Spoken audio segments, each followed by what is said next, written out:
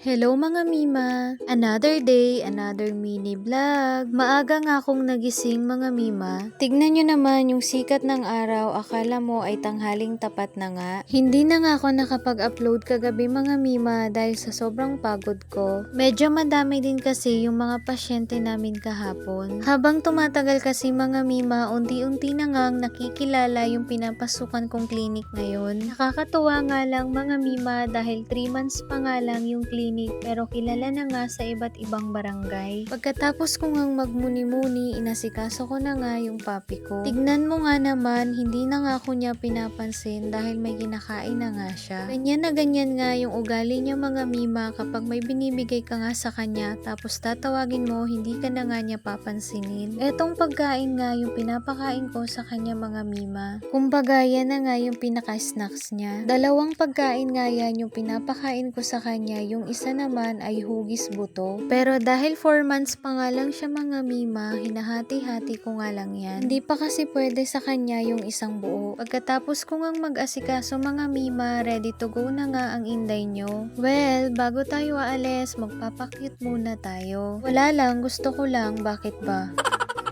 At pagkatapos nga ng 100 times na pagpapakyut, aalis na nga ang inday nyo. Maaga pa nga lang ito pero ramdam na ramdam ko na nga yung sikat ng araw. Tapos sa gabi naman mga Mima ay super lamig nga. Buti na nga lang paglabas ko ng kanto ay nakakuha ako agad ng tricycle. At nakakatuwa nga lang mga Mima, yung sinakyan ko ngang tricycle ay may sticker nga ng One Love Clinic. Lahat kasi ng paraan ay ginagawa nga namin para mas lalo pa ngang makilala yung clinic na pinapasukan ko. Super happy nga din ako dahil komportable nga ako sa trabaho ko at sa mga kasama ko. Sa mga taga Quezon, Palawan po na gusto magpa-check up, i-visit nyo lang po yung aming place sa tabi ng welcome. Pwede din po kayo mag-chat anytime sa aming FB page. Yan po yung profile picture ng aming page. At sigurado pong marereplyan namin kayo agad. Nung hapon nga mga Mima, nakakalungkot nga lang isipin kapag may ganitong pangyayari sa buhay natin. Lahat nga tayo ay makakaranas sa ganitong sitwasyon. Kaya habang nabubuhay tayo, mahalin natin yung mga taong nakapaligid sa atin, lalo na ang ating pamilya. May kasabihan nga mga Mima na sa huli ang pagsisisi. Kaya piliin natin maging mabuti sa kapwa natin, lalong-lalo na sa pamilya natin. Walang mabuting magagawa sa kapwa natin ang paninira at pagda-down sa kanila. Dahil sa mata ng Diyos, hindi naman yan ang basihan para masabi na mas angat ka sa kapwa mo. Pag uwi ko nga mga Mima, nakakatuwa nga itong mga alagang aso namin dahil sumasalubong nga sa akin. Lalong-lalo na nga dito sa papi ko dahil nakikita niya pa nga lang ako, grabe na ang tuwa niya.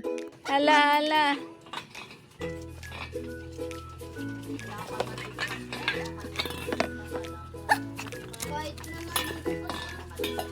Ala, hulo. Ala, sige.